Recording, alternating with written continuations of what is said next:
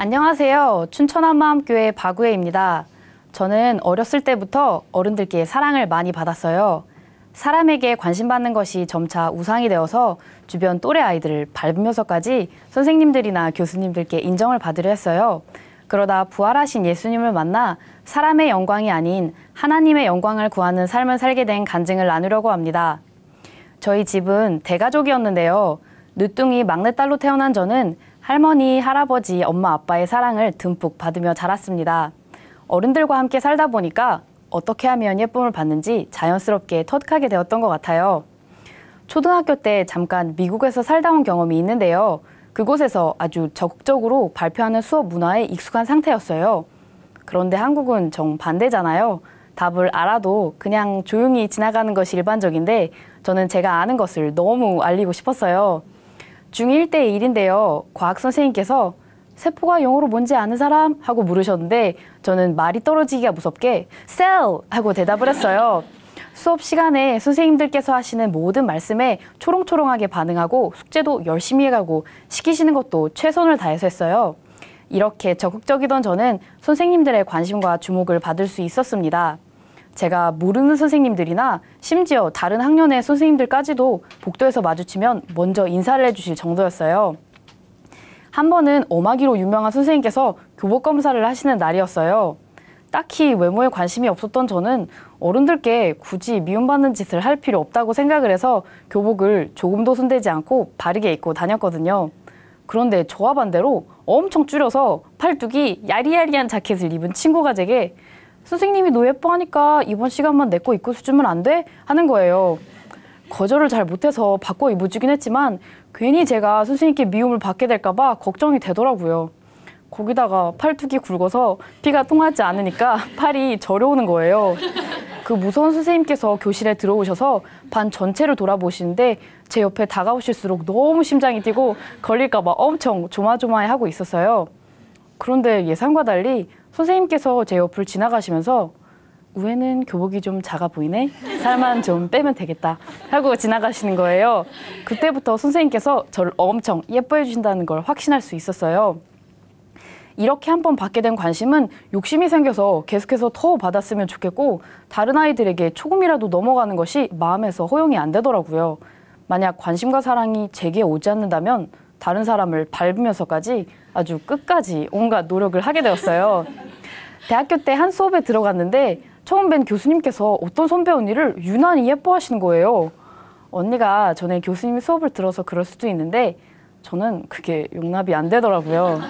이 상황을 가만히 두고 볼 수는 없다 이런 생각이 들었어요. 저는 그 교수님의 관심을 전부 저한테로 옮겨와야만 직성이 풀릴 것 같았어요. 그래서 그 수업 다음부터 아주 열심히 예습을 해가게 되었습니다. 수업에 열심히 집중하고 질문에 대한 답을 철저히 준비해 갔는데요. 그 수업이 교양 수업이어서 학생들이 그렇게 열심히 준비를 해오진 않았기 때문에 저는 얼마 지나지 않아 집중을 받을 수 있게 되었어요. 기말고사를 본 날 어쩌다 그 선배 언니와 제가 마지막까지 남게 되었는데요. 교수님께서는 그 언니를 가리키며 우리 학생 언니 좀 도와주면서요 이렇게 말씀을 하셨어요. 저는 네 하며 쑥스러운 듯 멋쩍게 웃었지만 속으로는 쾌재를 부르고 있었죠. 제 목표가 이루어졌으니까요. 그리고 그 선배 언니를 엄청 깔보게 되었어요. 어떻게 선배가 되어서 후배보다 못하냐 이런 생각을 하면서요. 저는 대학을 제가 공부해보고 싶은 전공에 맞춰서 진학했는데요. 직접 공부를 해보니 생각했던 것보다 적성에 잘 맞아서 더 열심히 하게 되었어요. 그러니 교수님들의 인정을 더더욱 받고 싶었고요. 학부 과정 중에는 교수님들과 면담을 하는 것이 필수 수업 같은 거였는데요. 저는 그 시간들이 너무 기다려졌어요. 빨리 그 시간에 교수님께 제가 왜 어떻게 이 대학, 이 학과를 들어오게 되었는지 전해드리고 싶었거든요. 그렇게 저를 잔뜩 드러내고 수업 시간에 열심히 하니까 교수님들께서 점차 예뻐해주기 시작하셨어요. 그런데 저는 그거에 만족하지 않았어요. 다른 학생들은 넘볼 수 없을 정도로 교수님들과 친밀한 관계를 갖길 원했거든요. 교수님들과 함께 회식을 할 때면 어떻게든 교수님께 어필을 하기 위해 전공 관련된 얘기를 하려고 애를 썼어요.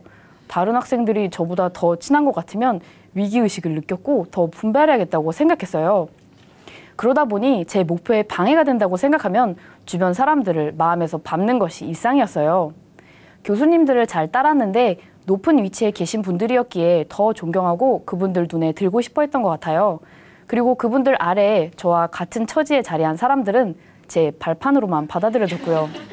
이런 삶이 피곤하고 지치기도 했지만 교수님들과 친해지는 것이 한편으로 너무 큰 만족감을 가져다 주는 것이어서 놓칠 수 없었어요. 그런 삶을 살던 중에 사촌 언니를 통해 한마음교회에 오게 되었어요. 교회에 와서도 저는 저를 양육해 주시는 분께 집중을 받고 싶은 마음이 들더라고요. 일꾼께 잘 보이기 위해서는 설교 말씀을 집중해서 듣고 간증 기록하고 또 연락을 하시면 부지런히 답하면 될 것 같았어요. 그래서 더 열심히 하려고 노력했고요. 저 말고 같이 훈련을 받는 동생들이 있었는데요. 그 아이들은 자연스럽게 제가 밟아야 할 대상들이 되었어요. 신앙 훈련을 받는데 아이들이 뭔가 저보다 더 열심히 하거나 뜨거운 것 같으면 시기와 질투가 끌어오르더라고요. 그러면서 점점 더 악한 마음을 품게 되었어요. 제 마음이 만약 뜨겁지 않으면 뜨겁고 멋있게 신앙생활을 하는 아이들을 보며 빨리 저 불이 좀 식었으면 좋겠다 하는 생각이 들었어요. 그리고 실제로 불이 식은 것 같은 아이가 보이는데 그 자리에 좀 더 눌러 앉아 있어라 하는 간절한 마음이 들더라고요. 반대로 제 마음이 뜨거워진 것 같으면 제 스스로가 너무 뿌듯했고요. 하나님의 말씀을 전보다 깊이 깨닫게 된 것 같아 감격이 되기보다는 제 신앙이 다른 사람들로부터 인정을 받는 것 같아 너무 자랑스러웠어요. 다른 사람보다 뭔가 나은 제 모습을 보면 그만큼 제가 더 훌륭한 사람이 된 기분이었고 특히 저를 양육해 주시는 리더가 인정해 주시면 하늘을 나는 기분이었죠. 이렇게 사람에게 초점이 맞추어진 삐뚤어진 신앙생활을 하다 보니 예수님께만 집중하고 말씀에 순종해 나가는 아이들의 삶과 제 삶이 점점 차이가 나기 시작하는 거예요. 저는 제가 그런 대로 부지런히 한다고 생각했는데 뭔지는 확실하게 잘 모르겠지만 갭이 느껴져서 고민이 되기 시작했어요. 그러다가 양과 염소에 관한 비유를 듣게 되었는데요.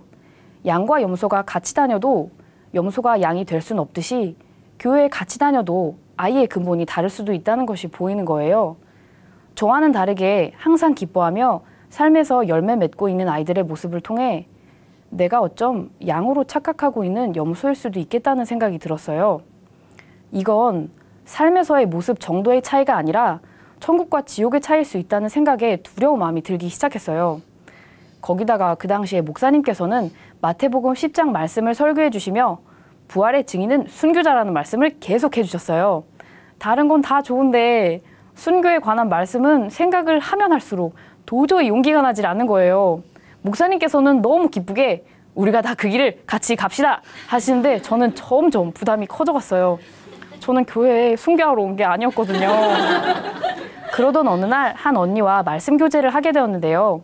언니는 제자들이 본 것을 동일하게 봐야 제자들과 같은 삶을 살 수 있다고 하시는 거예요.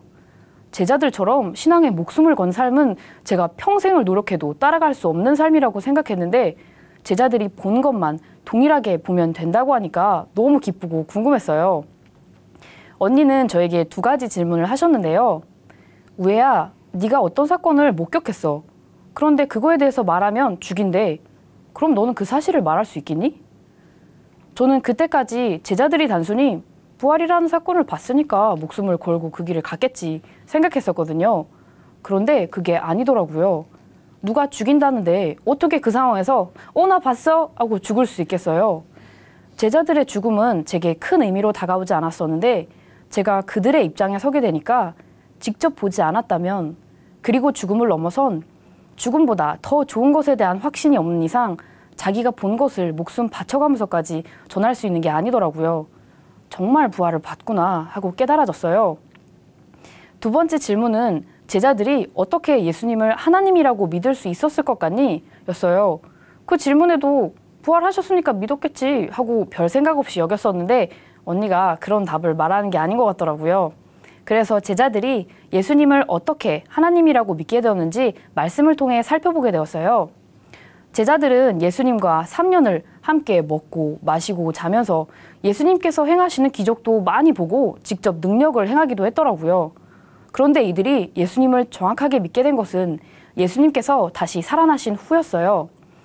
누가복음 24장 말씀을 통해 예수님께서 부활하셔서 제자들 앞에 나타나셨을 당시에 제자들의 반응을 봤더니 참 가관이더라고요. 저는 이들이 부활하신 예수님을 보고 물론 놀라긴 했어도 즉시로 예수님을 믿은 줄 알았어요. 그런데 예수님께서 얘들아, 너희가 의심하지 말고 나를 만져봐라 하시는데도 신기하며 믿지는 못하더라고요. 그런데 예수님께서는 그들에게 가져오라고 하신 생선을 잡수시며 모세의 율법과 선지자의 글과 시편에 예수님을 가리켜 기록된 말씀들을 설명해 주신 거예요. 예수님께서 친히 그들의 마음을 열어서 성경을 깨닫게 해주시고 부활하신 이분이 성경에 예언이 되어 있던 진짜 하나님임을 믿게 해주신 것이었어요. 내가 노력해서 예수님을 믿는 것이 아닌 거예요. 그제야 제 눈이 열린 것 같았어요. 우리의 어떠한 노력으로 믿는 것이 아니라 예언대로 성취된 부활의 표적을 통해서 이분을 확실하게 믿을 수 있게 해주신 거였더라고요. 그 전까지는 제가 아무 증거도 없이 무조건 믿으려고 애쓰는 자였던 것이 보였어요. 예수님이 하나님이신 것과 지금도 이분이 살아계시다는 것이 선명해지니 예수님께서 제게 이렇게 말씀하시는 것 같았어요. 우애야, 내가 너의 주인이 되기 위해 죽고 부활했다. 이제는 너의 의심을 내려놓고 나를 주인으로 믿어주겠니? 너무도 선명히 살아계신 예수님 앞에 서니 이분을 나의 주, 나의 하나님으로 믿지 않을 수 없었어요. 그러면서 제가 이분 앞에서 어떻게 살아왔는지가 비춰졌어요. 하나님이 보이지 않으니까 그동안 보이는 사람의 눈에 어떻게든 잘 보이려고 발버둥 쳐온 거였더라고요. 다른 사람을 밟으면서까지 만족해야 하고 어떻게든 관심을 받기 위해 물불 안 가렸어요. 그런데 부활로 지금 살아계신 예수님 앞에 서게 되니 이분을 믿지 않았던 죄가 얼마나 무서운 것인지 알게 되었고 저는 그대로 회개하고 굴복할 수밖에 없었습니다. 하나님께서는 이런 죄인에게 하나님의 마음을 부어주셨어요. 교회에 와서도 사람의 영광만 쫓던 저는 예수님을 못 믿을 사람이라고 하셨어요. 그런데 끝까지 포기하지 않으시고 제게 말씀을 깨닫게 해주신 거예요. 그렇게 나를 사랑하셨던 마음들을 알려주시니 얼마나 제가 그분을 바라보기를 원하셨을까 싶은 마음이 전해지더라고요. 제가 세상 사람들의 시선에 더 이상 종노릇하지 않고 하나님의 품으로 돌아오길 원하시는 하나님의 마음을 알게 되었어요. 예수님을 정확히 만난 후에 보니 제가 염소였던 것이 진짜 맞았더라고요. 동생들이 어떠한 상황 속에서도 기뻐하고 열매 맺는 삶을 살 수 있었던 것은 예수님과 동행을 하고 있어서였어요. 몸이 교회에 있다고 해서 염소가 양이 되는 것이 아니었던 거예요. 그런데 예수님께서는 염소였던 제게도 회개할 수 있게 해주셨어요. 그리고 부활하신 예수님을 주인으로 믿을 때 예수님과 연합이 되는 것을 알게 하셨어요. 예수님께서 저를 동일시 하시더라고요. 예수님께서 교회를 핍박하던 사울에게 네가 왜 나를 핍박하느냐 하셨는데 예수님께서는 예수님을 믿는 사람이 받은 핍박을 당신이 받으셨다고 하시는 거예요. 우리 죄를 용서해 주신 것도 모자라 아이의 포도나무 가지의 비유처럼 완전한 하나로 연합되었다는 사실에 그렇게 이루어주신 이분의 사랑에 감격이 되었어요. 또 하나님께서 교회 지체를 어떻게 보시는지도 알려주셨는데요. 목사님께서는 우리가 형제를 위하여 목숨을 버리는 것이 마땅하다는 말씀을 참 많이 하셨어요. 그 말씀에 아멘! 하고 동생들을 깔아 뭉개지 않고 사랑하려고 제 힘으로 노력해보기도 했는데요. 예수님과 연합된 것과 같이 교회와도 연합이 된 거더라고요. 이미 한 몸인 뗄래야 뗄 수 없는 관계인 게 보였어요. 결국엔 남남이고 그래도 내가 쟤보단 나으면 좋겠고 하는 마음이 있었는데 그게 제 몸을 바라보면서 왼손이 오른손보다 좀 나으면 좋겠고 그러고 있었더라고요. 하나님께서는 지체를 사랑하는 것이 결국 나 자신을 사랑하는 것이고 지체를 사랑하는 것이 예수님을 사랑하는 것이라고 하시더라고요. 그제야 지체는 내가 밟아서 이겨야 하는 대상이 아니라 서로 사랑하는 존재라는 것이 보였습니다. 때때로 작은 교회 동생들을 판단하고 또 제가 그들보다 더 낫고 싶다는 생각이 들기도 하는데요. 하나님께서는 저를 이미 동생들과 경쟁하는 사람이 아니라 동생들을 진심으로 사랑하는 존재라고 하셨어요. 이제는 제 힘이 아닌 다 이루어주신 말씀에 기쁘게 아멘합니다. 학교 동기나 선후배도 예수님을 아직 모르는 친구들이 있더라도 제 몸과 같이 사랑하는 것이 마땅한 것이 보였어요. 교수님들께는 잘 보이기 위해 혈안이 되어 있었는데 부활로 제 주인이 예수님이신 것이 확증되니 사람들의 눈치를 더 이상 보지 않게 되었어요. 저는 지금까지 학교에 나를 드러내며 인정받기 위해 다녔었어요. 하지만 이제는 저와 같이 오직 이 땅에만 그리고 사람에게만 시선을 두고 사는 영혼들에게 기쁜 소식을 전하기 위해 다닙니다. 하나님께서 보내주신 자리에서 주변 영혼들에게 본이 되기 위해 공부도 더욱 열심히 하고 있습니다. 세상 사람들에게서 받았던 관심, 사랑, 명예 이런 것들을 전에는 제 욕심으로 옮겨쥐고 있었는데요. 이 세상은 어둠이고 이 세상 임금이 마귀라는 것이 선명하니 제가 잡고 있던 것이 무엇인지 보였어요. 칭찬과 관심을 받는 것이 잘못된 것은 아니지만 마귀에게 속아 그것이 없으면 안 될 것처럼 살았더라고요. 그러면서 하늘나라가 보였어요. 예수님께서 다시 올라가신 그 영원한 나라가 보이는 거예요. 예수님만 바라보고 본향을 위해 달려가는 것만이 의미가 있는 것이 보이니 세상 욕심들을 미련 없이 내려놓게 되었고 복음을 전하는 삶을 살게 되었어요. 제가 교수님들과 친분이 있다 보니 4학년 때 과 사무실 조교를 맡게 되었는데요. 그래서 공강 시간에 사무실에 같이 일하는 동생들이나 놀러오는 과 후배들에게 복음을 전하게 되었어요. 교수님들과 식사를 하거나 연구실에 가서도 복음을 전해드리곤 했어요. 그리고 교수님들과 학생들을 위해 간절히 기도하게 되었어요. 그들을 살리기 위해 계속해서 복음을 전할 것입니다. 제가 다니는 학교뿐만이 아니라 다른 대학 캠퍼스에서도 전도를 하고 있는데요. 저희 작은 교회는 대부분이 대학생으로 구성되어 있기 때문이에요. 각자 학교가 달라서 요일별로 학교 캠퍼스를 돌아다니며 노방 전도를 했어요.